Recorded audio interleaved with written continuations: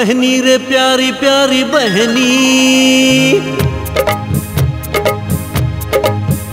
ओ बहनी रे प्यारी प्यारी बहनी, पिया घर जाही रे। बहनी रे प्यारी प्यारी बहनी, पिया घर जाही रे। चमक ही तोरे बिंदिया औ मेहंदी रंग लाही रे। चमक ही तोरे बिंदिया औ मेहंदी रंग लाही रे।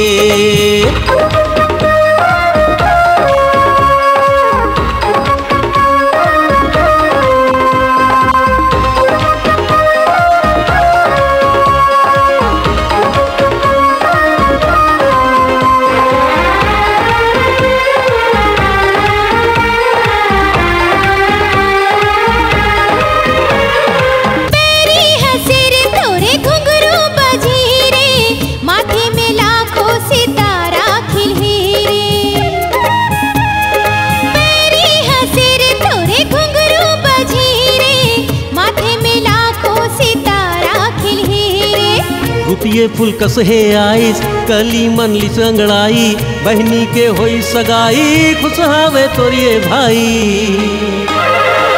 देख ही सारा जमाना खुशी के घड़ी आई रे। चमक ही तोरे बिंदिया औ मेहंदी रंग लाही रे। चमक ही तोरे बिंदिया औ मेहंदी रंग लाही रे।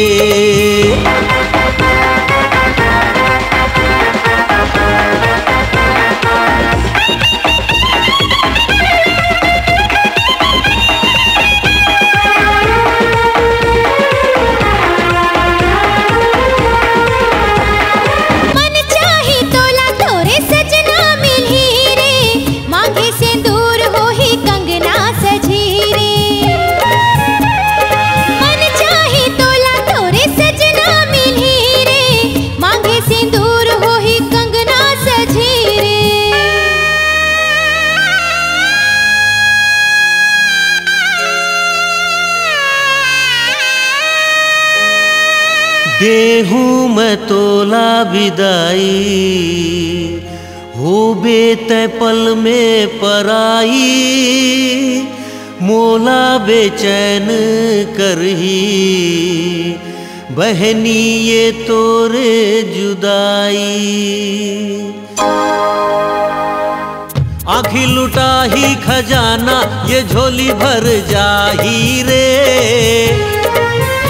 आँखी लुटा ही खजाना ये झोली भर जाही रे।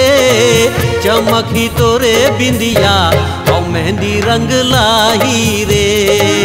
चमक ही तोरे बिंदिया औ मेहंदी रंग लाही रे।